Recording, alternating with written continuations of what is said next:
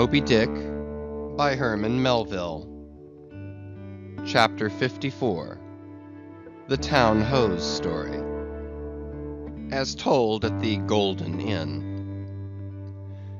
The Cape of Good Hope, and all the watery region about there, is much like some noted four corners of a great highway, where you meet more travelers than in any other part. It was not very long after speaking the Goney that another homeward-bound whaleman, the Town Ho, was encountered. She was manned almost wholly by Polynesians. In the short gam that ensued, she gave us strong news of Moby Dick. To some, the general interest in the white whale was now wildly heightened by a circumstance of the Town Ho's story, which seemed obscurely to involve with the whale a certain wondrous inverted visitation of one of those so-called judgments of God which are at times said to overtake some men. This latter circumstance, with its own particular accompaniments, forming what may be called the secret part of the tragedy about to be narrated, never reached the ears of Captain Ahab or his mates, for that secret part of the story was unknown to the captain of the Town Ho himself. It was the private property of three Confederate white seamen of that ship, one of whom, it seems, communicated it to Tashtego with Romish injunctions of secrecy, but the following night Tashtego rambled in his sleep, and revealed so much of it in that way, that when he was wakened he could not well withhold the rest. Nevertheless, so potent an influence did this thing have on those seamen in the Pequod who came to the full knowledge of it, and by such a strange delicacy, to call it so, were they governed in this matter, that they kept the secret among themselves so that it never transpired abaft the Pequod's mainmast, interweaving in its proper place this darker thread with the story as publicly narrated on the ship. The whole of this strange affair I now proceed to put on lasting record. Footnote: Town Ho, the ancient whale cry upon first sighting a whale from the masthead, still used by whalemen in hunting the famous Galapagos terrapin. End of footnote. For my humor's sake, I shall preserve the style in which I once narrated it at Lima, to a lounging circle of my Spanish friends one Saint's Eve, smoking upon the thick-gilt, tiled piazza of the Golden Inn. Of those fine cavaliers, the young Dons Pedro and Sebastian were on closer terms with me, and hence the interluding questions they occasionally put, and which are duly answered at the time. Quote, some 2 years prior to my first learning the events which I am about rehearsing to you, gentlemen, the Town Ho, sperm whaler of Nantucket, was cruising in your Pacific here, not very many days' sail eastward from the eaves of this good Golden Inn. She was somewhere to the northward of the line. One morning, upon handling the pumps, according to daily usage, it was observed that she made more water in her hold than common. They supposed a swordfish had stabbed her, gentlemen. But the captain, having some unusual reason for believing that rare good luck awaited him in those latitudes, and therefore being very averse to quit them, and the leak not being then considered at all dangerous, though indeed they could not find it after searching the hold as low down as was possible in rather heavy weather, the ship still continued her cruisings, the mariners working at the pumps at wide and easy intervals. But no good luck came, more days went by, and not only was the leak yet undiscovered, but it sensibly increased, so much so that now taking some alarm, the captain, making all sail, stood away for the nearest harbor among the islands, there to have his hull hove out and repaired.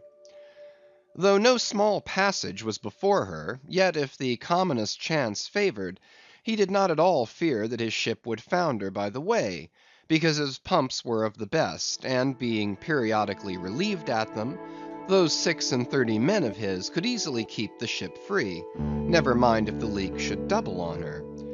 In truth, well nigh the whole of this passage being attended by very prosperous breezes, The Town Ho had all but certainly arrived in perfect safety at her port without the occurrence of the least fatality, had it not been for the brutal overbearing of Radney, the mate, a vineyarder, and the bitterly provoked vengeance of Steelkilt, a lakeman and desperado from Buffalo. Lakeman, Buffalo. Pray, what is a lakeman, and where is Buffalo? Said Don Sebastian, rising in his swinging mat of grass. On the eastern shore of our Lake Erie, Don, but I crave your courtesy.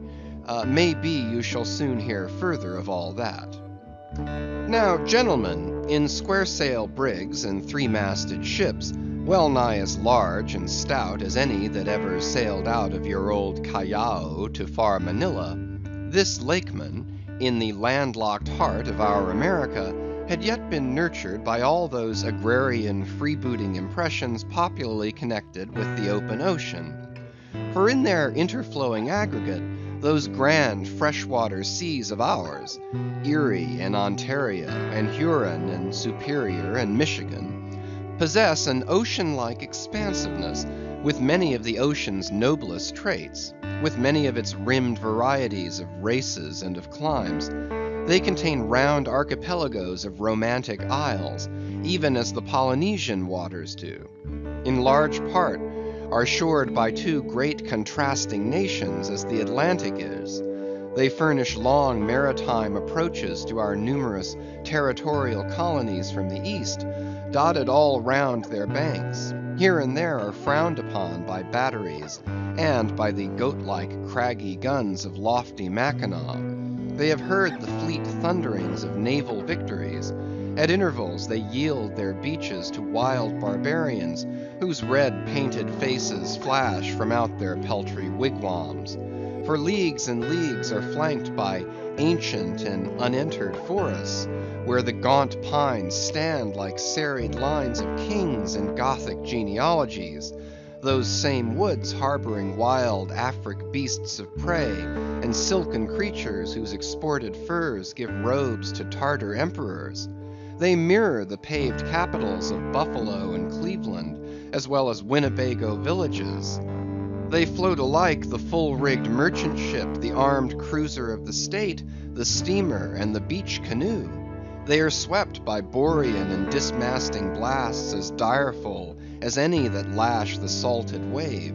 They know what shipwrecks are, for out of sight of land, however inland, they have drowned full many a midnight ship with all its shrieking crew. Thus, gentlemen, though an inlander, Steelkilt was wild ocean born and wild ocean nurtured, as much of an audacious mariner as any. And for Radney, though in his infancy he may have laid him down on the lone Nantucket beach, to nurse at his maternal sea, though in after life he had long followed our austere Atlantic and your contemplative Pacific, yet he was quite as vengeful and full of social quarrel as the backwoods seaman, fresh from the latitudes of buckhorn-handled bowie knives. Yet was this Nantucketer a man with some good-hearted traits, and this lakeman a mariner who, though a sort of devil indeed, might yet by inflexible firmness, only tempered by that common decency of human recognition which is the meanest slave's right, thus treated, this Steelkilt had long been retained harmless and docile. At all events, he had proved so thus far, but Radney was doomed and made mad, and Steelkilt—but gentlemen, you shall hear.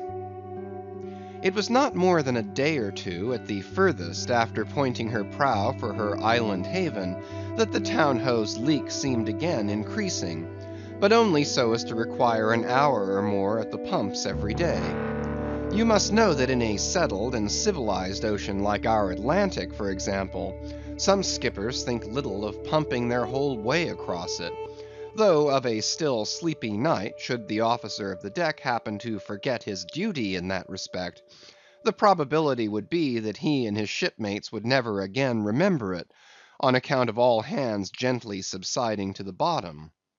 Nor in the solitary and savage seas far from you to the westward, gentlemen, Is it altogether unusual for ships to keep clanging at their pump handles in full chorus, even for a voyage of considerable length? That is, if it lie along a tolerably accessible coast, or if any other reasonable retreat is afforded them. It is only when a leaky vessel is in some very out-of-the-way part of those waters, some really landless latitude, that her captain begins to feel a little anxious.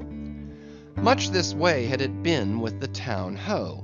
So when her leak was found gaining once more, there was in truth some small concern manifested by several of her company, especially by Radney the mate. He commanded the upper sails to be well hoisted, sheeted home anew, and every way expanded to the breeze. Now this Radney, I suppose, was as little of a coward, and as little inclined to any sort of nervous apprehensiveness touching his own person, as any fearless, unthinking creature on land or on sea that you can conveniently imagine, gentlemen. Therefore, when he betrayed this solicitude about the safety of the ship, some of the seamen declared that it was only on account of his being a part owner in her.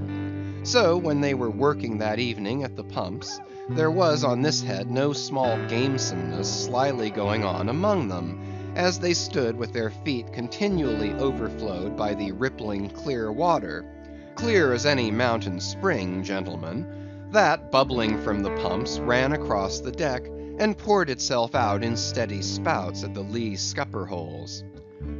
Now, as you well know, it is not seldom the case in this conventional world of ours, watery or otherwise, that when a person placed in command over his fellow men finds one of them to be very significantly his superior in general pride of manhood, straightway against that man he conceives an unconquerable dislike and bitterness. And if he have a chance, he will pull down and pulverize that subaltern's tower, and make a little heap of dust of it. Be this conceit of mine as it may, gentlemen, at all events Steelkilt was a tall and noble animal with a head like a Roman, and a flowing golden beard like the tasseled housings of your last viceroy's snorting charger, and a brain and a heart and a soul in him, gentlemen, which had made Steelkilt Charlemagne, had he been born son to Charlemagne's father. But Radney, the mate, was as ugly as a mule,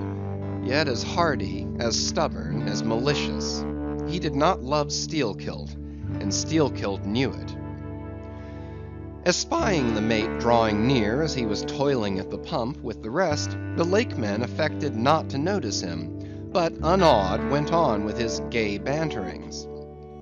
"Aye, aye, my merry lads, it's a lively leak this. Hold a cannikin, one of ye, and let's have a taste.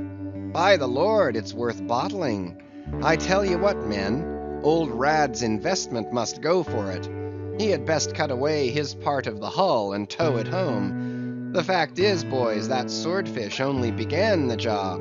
He's come back again with a gang of ship carpenters, sawfish, and filefish, and what not. And the whole posse of 'em are now hard at work, cutting and slashing the bottom, making improvements, I suppose. If old Rad were here now, I'd tell him to jump overboard and scatter 'em. They're playing the devil with his estate, I can tell him. But he's a simple old soul, Rad, and a beauty too. Boys, they say the rest of his property is invested in looking glasses. I wonder if he'd give a poor devil like me the model of his nose." "Damn your eyes! What's that pump stopping for?" roared Radney, pretending not to have heard the sailors' talk. "Thunder away at it!" "Aye, aye, sir," said Steelkilt, merry as a cricket. "Lively, boys, lively now." And with that the pump clanged like 50 fire engines. The men tossed their hats off to it, and ere long that peculiar gasping of the lungs was heard, which denotes the fullest tensions of life's utmost energies. Quitting the pump at last with the rest of his band, the lakeman went forward all panting, and sat himself down on the windlass, his face fiery red, his eyes bloodshot, and wiping the profuse sweat from his brow. Now what cozening fiend it was, gentlemen, that possessed Radney to meddle with such a man in that corporeally exasperated state, I know not. But so it happened.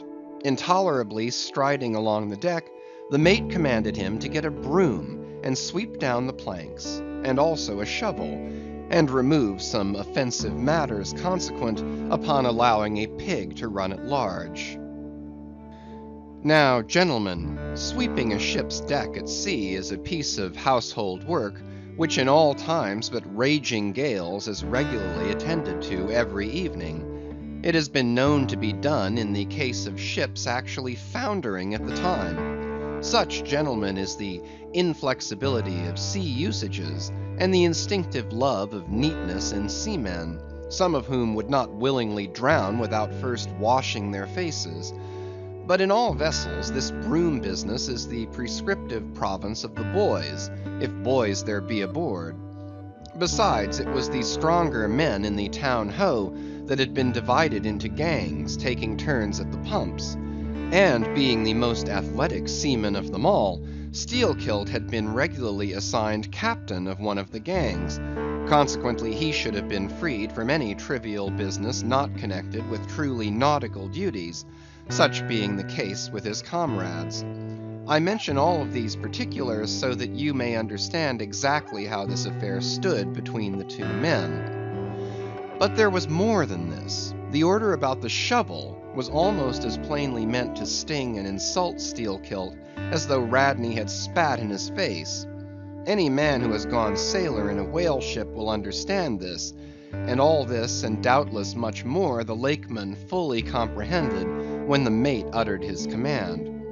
But as he sat still for a moment, and as he steadfastly looked into the mate's malignant eye, and perceived the stacks of powder casks heaped up in him, and the slow match silently burning along towards them, as he instinctively saw all this, that strange forbearance and unwillingness to stir up the deeper passionateness in any already ireful being, a repugnance most felt, when felt at all, by really valiant men, even when aggrieved, this nameless phantom feeling, gentlemen, stole over Steelkilt. Therefore, in his ordinary tone, only a little broken by the bodily exhaustion he was temporarily in, he answered him, saying that sweeping the deck was not his business, and he would not do it. And then, without at all alluding to the shovel, he pointed to 3 lads as the customary sweepers, who, not being billeted at the pumps, had done little or nothing all day. To this Radney replied with an oath, in a most domineering and outrageous manner, unconditionally reiterating his command, meanwhile advancing upon the still seated Lakeman with an uplifted Cooper's Club hammer, which he had snatched from a cask near by. Heated and irritated as he was by his spasmodic toil at the pumps, for all his first nameless feeling of forbearance, the sweating Steelkilt could but ill brook this bearing in the mate. But somehow, still smothering the conflagration within him, without speaking, he remained doggedly rooted to his seat, till at last the incensed Radney shook the hammer within a few inches of his face, furiously commanding him to do his bidding.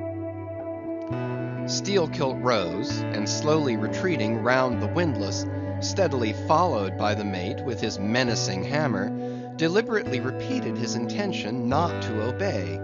Seeing, however, that his forbearance had not the slightest effect, by an awful and unspeakable intimation with his twisted hand, he warned off the foolish and infatuated man. But it was to no purpose, and in this way the two went once slowly round the windlass, when resolved at last no longer to retreat, bethinking him that he had now forborne as much as comported with his humor, the Lakeman paused on the hatches, and thus spoke to the officer. "Mr. Radney, I will not obey you. Take that hammer away, or look to yourself." But the predestinated mate, coming still closer to him, where the Lakeman stood fixed, now shook the heavy hammer within an inch of his teeth, meanwhile repeating a string of insufferable maledictions. Retreating not the 1,000th part of an inch, Stabbing him in the eye with the unflinching poniard of his glance, Steelkilt, clenching his right hand behind him, and creepingly drawing it back, told his persecutor that if the hammer but grazed his cheek, he, Steelkilt, would murder him. But, gentlemen, the fool had been branded for the slaughter by the gods. Immediately the hammer touched his cheek. The next instant the lower jaw of the mate was stove in his head. He fell on the hatch, spouting blood like a whale. Ere the cry could go aft, Steelkilt was shaking one of the backstays leading far aloft, to where two of his comrades were standing their mastheads. They were both canallers. "Canallers!" cried Don Pedro. "We have seen many whale ships in our harbors, but never heard of your canallers. Pardon, who and what are they?" "Canallers, Don, are the boatmen belonging to our Grand Erie Canal. You must have heard of it." "Nay, Senor. Hereabouts in this dull, warm, most lazy and hereditary land, we know but little of your vigorous north." "Aye? Well then, Don, refill my cup. Your chicha's very fine, and ere proceeding further, I will tell you what our canallers are, for such information may throw sidelight upon my story. For 360 miles, gentlemen, through the entire breadth of the state of New York, through numerous populous cities and most thriving villages, through long, dismal, uninhabited swamps and affluent cultivated fields, unrivaled for fertility, by billiard room and bar room, through the holy of holies of great forests, on Roman arches over Indian rivers, through sun and shade, by happy hearts or broken, through all the wide contrasting scenery of those noble Mohawk counties, and especially by rows of snow-white chapels, whose spires stand almost like milestones, flows one continual stream of Venetianly corrupt and often lawless life. There's your true Ashanti, gentlemen. There howl your pagans, where you ever find them next door to you, under the long-flung shadow and the snug patronizing lee of churches. For by some curious fatality, as it is often noted of your metropolitan freebooters that they ever encamp around the halls of justice, so sinners, gentlemen, most abound in holiest vicinities. "Is that a friar passing?" said Don Pedro, looking downwards into the crowded piazza with humorous concern. "Well, for our northern friend, Dame Isabella's Inquisition wanes in Lima," laughed Don Sebastian. "Proceed, senor." "A moment, pardon," cried another of the company. "In the name of all us Limese, I but desire to express to you, Sir Sailor, that we have by no means overlooked your delicacy in not substituting present Lima for distant Venice in your corrupt comparison. Oh no, do not bow and look surprised. You know the proverb along all this coast, corrupt as Lima. It but bears out your saying too. Churches more plentiful than billiard tables, and forever open. And corrupt as Lima. So too Venice, I have been there, the holy city of the blessed evangelist Saint Mark. Saint Dominic, purge it. Your cup, thanks, here I refill. Now, you pour out again." Freely depicted in his own vocation, gentlemen, the canaller would make a fine dramatic hero, so abundantly and picturesquely wicked is he. Like Mark Antony, for days and days along his green-turfed, flowery Nile, he indolently floats, openly toying with his red-cheeked Cleopatra, ripening his apricot thigh upon the sunny deck. But ashore all this effeminacy is dashed. The brigandish guise which the canaller so proudly sports, his slouched and gaily ribboned hat betoken his grand features.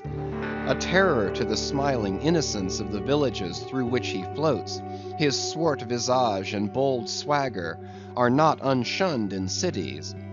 Once a vagabond on his own canal, I have received good turns from one of these canallers. I thanked him heartily, would fain not be ungrateful, but it is often one of the prime redeeming qualities of your man of violence, that at times he is as stiff an arm to back a poor stranger in a strait as to plunder a wealthy one. In sum, gentlemen, what the wildness of this canal life is emphatically evinced by this, that our wild whale fishery contains so many of its most finished graduates, and that scarce any race of mankind, except Sydney men, are so much distrusted by our whaling captains. Nor does it at all diminish the curiousness of this matter, that to many thousands of our rural boys and young men born along its line, the probationary life of the Grand Canal furnishes the sole transition between quietly reaping in a Christian cornfield and recklessly plowing the waters of the most barbaric seas.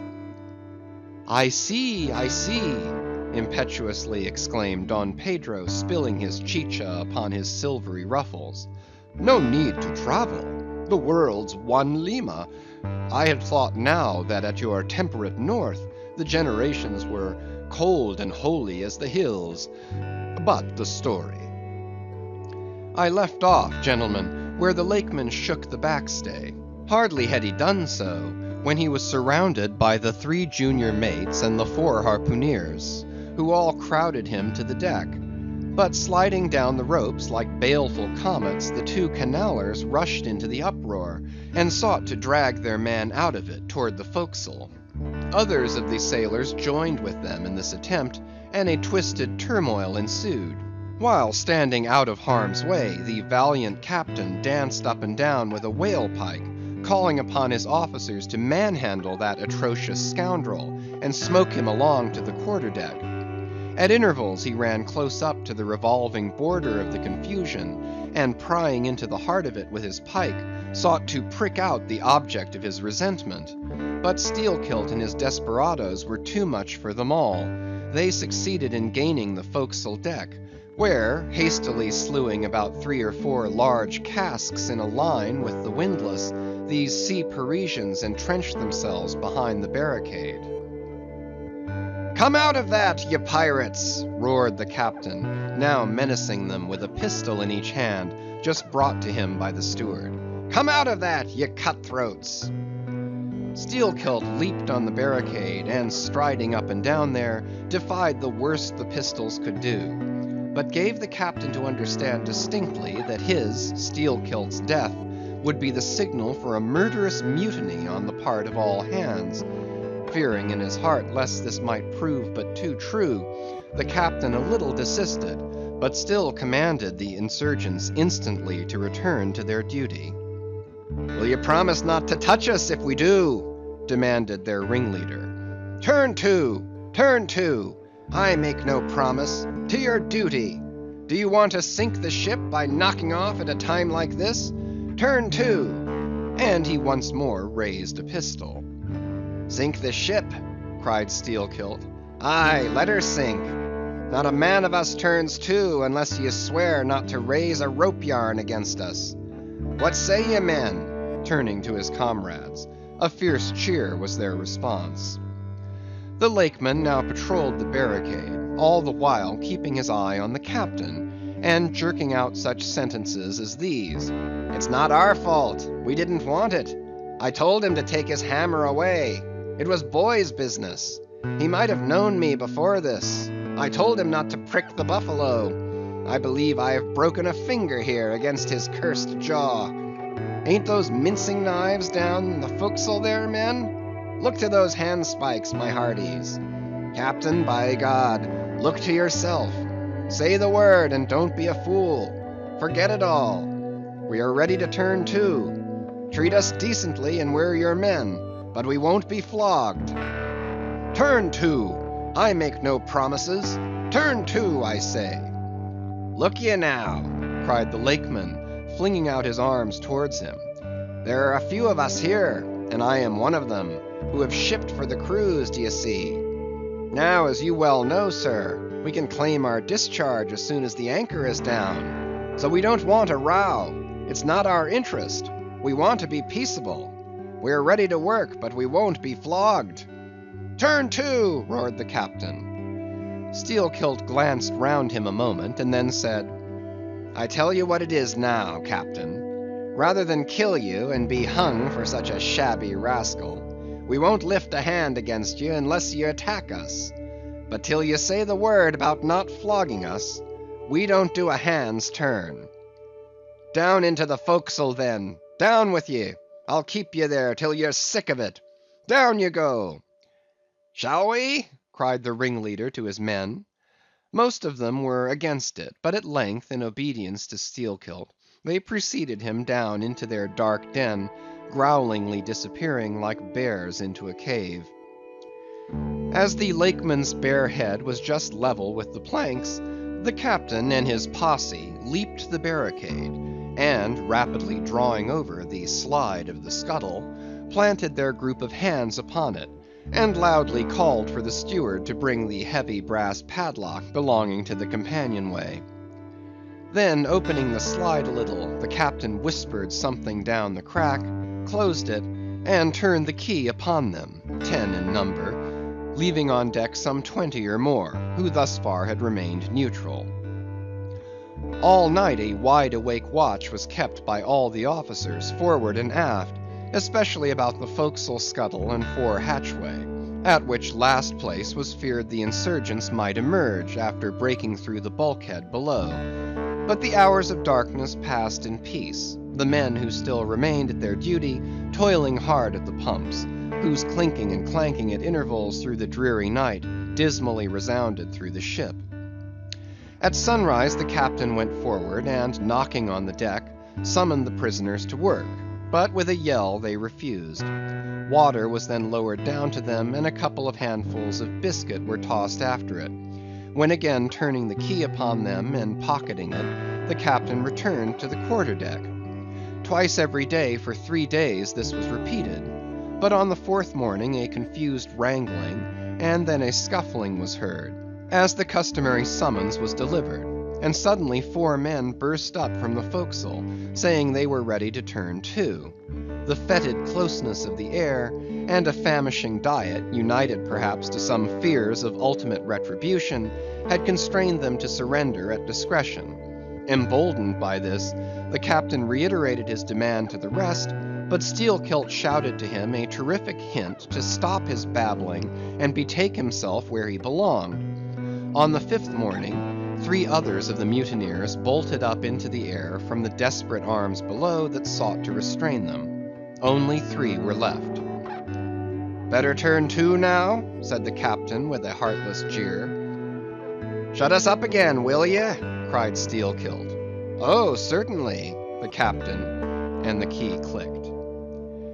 It was at this point, gentlemen, that, enraged by the defection of 7 of his former associates, and stung by the mocking voice that had last hailed him, and maddened by his long entombment in a place as black as the bowels of despair, it was then that Steelkilt proposed to the 2 Canallers, thus far apparently of one mind with him, to burst out of their hole at the next summoning of the garrison, and armed with their keen mincing knives, long crescentic, heavy implements with a handle at each end, run amuck from bowsprit to taffrail, and if by any devilishness of desperation possible, seize the ship. For himself, he would do this, he said, whether they joined him or not.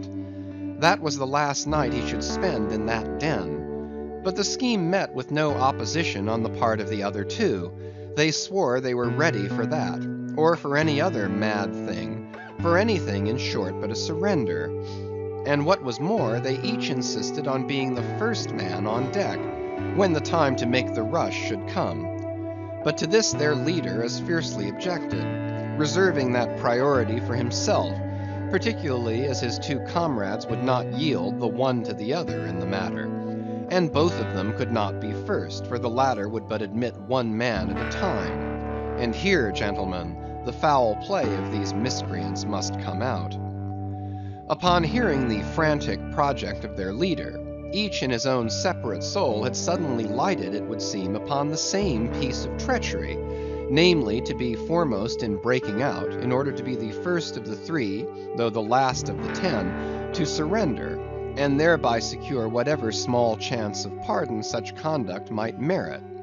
But when Steelkilt made known his determination still to lead them to the last, They in some way, by some subtle chemistry of villainy, mixed their before secret treacheries together, and when their leader fell into a doze, verbally opened their souls to each other in 3 sentences, and bound the sleeper with cords, and gagged him with cords, and shrieked out for the captain at midnight.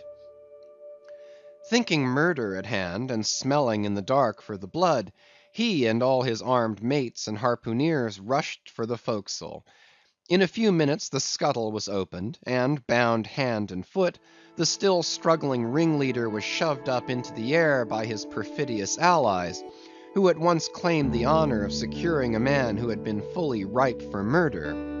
But all these were collared and dragged along the deck like dead cattle, and side by side were seized up into the mizzen rigging like 3 quarters of meat, and there they hung till morning. Damn ye, cried the captain, pacing to and fro before them. The vultures would not touch ye, you villains. At sunrise he summoned all hands, and separating those who had rebelled from those who had taken no part in the mutiny, he told the former that he had a good mind to flog them all round. Thought upon the whole he would do so, he ought to. Justice demanded it, but for the present, considering their timely surrender, he would let them go with a reprimand, which he accordingly administered in the vernacular. But as for you, ye carrion rogues, turning to the 3 men in the rigging, for you, I mean to mince you up for the trypots. And seizing a rope, he applied it with all his might to the backs of the 2 traitors, till they yelled no more, but lifelessly hung their heads sideways, as the 2 crucified thieves are drawn. My wrist is sprained with ye, he cried at last, but there's still rope enough left for you, my fine bantam, that wouldn't give up. Take that gag from his mouth, and let us hear what he can say for himself. For a moment the exhausted mutineer made a tremulous motion of his cramped jaws, then painfully twisting round his head, said in a sort of hiss, What I say is this, and mind it well. If you flog me, I murder you. Say ye so? See then how you frighten me. And the captain drew off with the rope to strike. Best not, hissed the lakeman. But I must, and the rope was once more drawn back for the stroke. Steelkilt here hissed out something, inaudible to all but the captain, who, to the amazement of all hands, started back, paced the deck rapidly 2 or 3 times, and then suddenly throwing down his rope, said, I won't do it. Let him go. Cut him down, do you hear? But as the junior mates were hurrying to execute the order, a pale man with a bandaged head arrested them. Radney, the chief mate. Ever since the blow he had lain in his berth, but that morning, hearing the tumult on the deck, he had crept out, and thus far had watched the whole scene. Such was the state of his mouth that he could hardly speak, but mumbling something about his being willing and able to do what the captain dared not attempt, he snatched the rope and advanced to his pinioned foe. You are a coward, hissed the lakeman. So I am, but take that. The mate was in the very act of striking, when another hiss stayed his uplifted arm. He paused, and then pausing no more, made good his words, spite of Steelkilt's threat, whatever that might have been. The 3 men were then cut down, all hands were turned to, and sullenly worked by the moody seamen, the iron pumps clanged as before. Just after dark that day, when one watch had retired below, a clamor was heard in the forecastle, and the 2 trembling traitors running up besieged the cabin door, saying they durst not consort with the crew. Entreaties, cuffs, and kicks could not drive them back, so at their own instance they were put down in the ship's run for salvation. Still, no sign of mutiny reappeared among the rest. On the contrary, it seemed that mainly at Steelkilt's instigation they had resolved to maintain the strictest peacefulness, obey all orders to the last, and when the ship reached port, desert her in a body. But in order to ensure the speediest end to the voyage, they all agreed to another thing, namely, not to sing out for whales in case any should be discovered.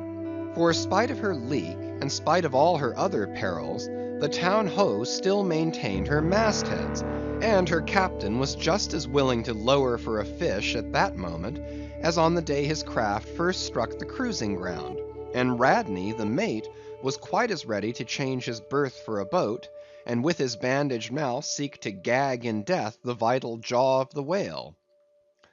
But though the Lakeman had induced the seamen to adopt this sort of passiveness in their conduct, he kept his own counsel, at least till all was over, concerning his own proper and private revenge upon the man who had stung him in the ventricles of his heart.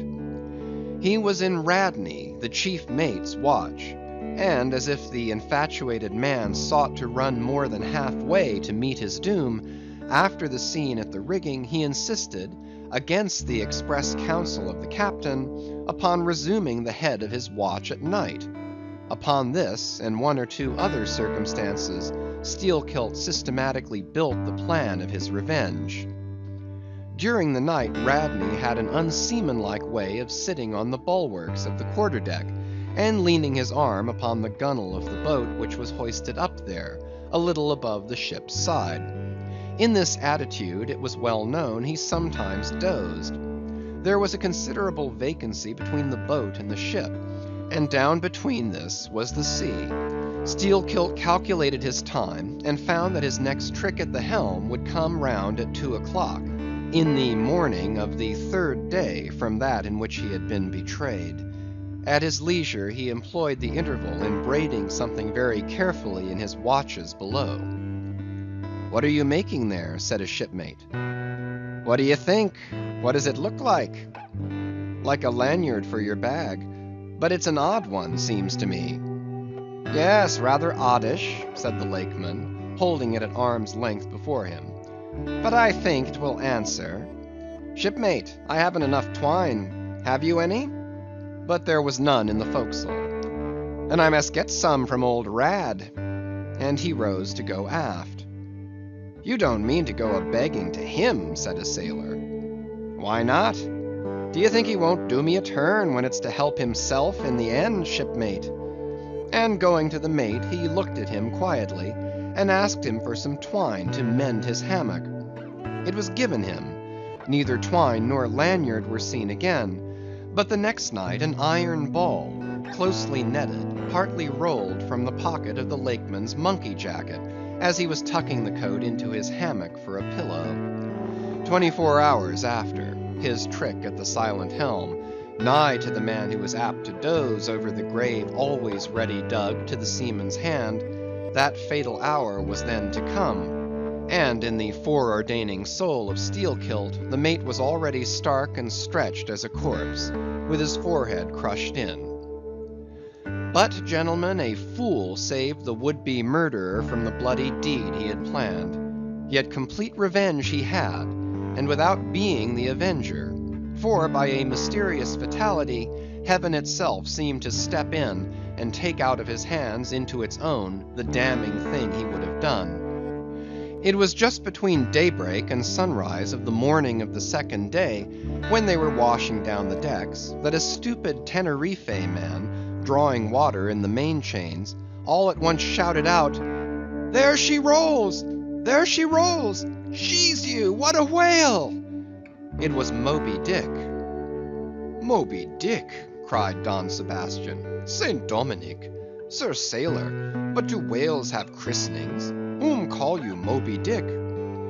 "A very white and famous and most deadly immortal monster, Don, but that would be too long a story."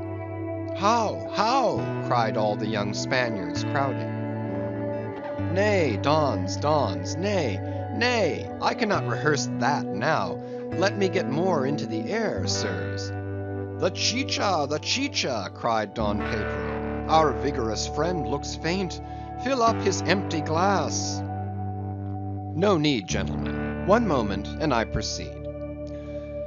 Now, gentlemen, so suddenly perceiving the snowy whale within 50 yards of the ship, forgetful of the compact among the crew, In the excitement of the moment, the Tenerife man had instinctively and involuntarily lifted his voice for the monster, though for some little time past it had been plainly beheld from the 3 sullen mastheads. All was now a frenzy. "The white whale! The white whale!" was the cry from the captain, mates, and harpooneers, who, undeterred by fearful rumors, were all anxious to capture so famous and precious a fish, while the dogged crew eyed askance, and with curses, the appalling beauty of the vast milky mass that, lit up by a horizontal spangling sun, shifted and glistened like a living opal in the blue morning sea. Gentlemen, a strange fatality pervades the whole career of these events, as if verily mapped out before the world itself was charted. The mutineer was the bowsman of the mate, and when fast to the fish, it was his duty to sit next to him while Radney stood up with his lance in the prow, and haul in or slacken the line at the word of command. Moreover, when the 4 boats were lowered, the mates got the start, and none howled more fiercely with delight than did Steelkilt as he strained at his oar. After a stiff pull, their harpooneer got fast, and spear in hand, Radney sprang to the bow. He was always a furious man, it seems, in a boat, and now his bandaged cry was, to beach him on the whale's topmost back. Nothing loath, his bowsman hauled him up, and through a blinding foam that blent 2 whitenesses together, till of a sudden the boat struck as against a sunken ledge, and keeling over, spilled out the standing mate. That instant, as he fell on the whale's slippery back, the boat righted and was dashed aside by the swell, while Radney was tossed over into the sea, on the other flank of the whale. He struck out through the spray, and for an instant was dimly seen through that veil, wildly seeking to remove himself from the eye of Moby Dick. But the whale rushed round in a sudden maelstrom, seized the swimmer between his jaws, and rearing high up with him, plunged headlong again and went down. Meantime, at the first tap of the boat's bottom, the lakeman had slackened the line, so as to drop astern from the whirlpool. Calmly looking on, he thought his own thoughts, but a sudden terrific downward jerking of the boat quickly brought his knife to the line. He cut it, and the whale was free. But at some distance Moby Dick rose again, and with some tatters of Radney's red woolen shirt caught in the teeth that had destroyed him. All 4 boats gave chase again, but the whale eluded them, and finally wholly disappeared. In good time the Town-Ho reached her port, a savage, solitary place, where no civilized creature resided. There, headed by the lakeman, all but 5 or 6 of the foremastmen deliberately deserted among the palms, and eventually, as it turned out, seizing a large double war canoe of the savages, and setting sail for some other harbor. The ship's company being reduced to but a handful, the captain called upon the islanders to assist him in the laborious business of heaving down the ship to stop the leak.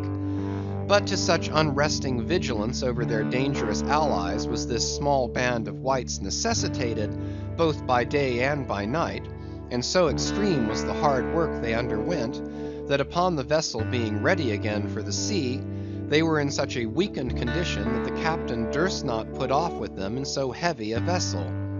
After taking counsel with his officers, he anchored the ship as far offshore as possible, loaded and ran out his 2 cannon from the bows, stacked his muskets on the poop, and warning the islanders not to approach the ship at their peril, took 1 man with him, and setting the sail of his best whaleboat, steered straight before the wind for Tahiti, 500 miles distant, to procure a reinforcement to his crew.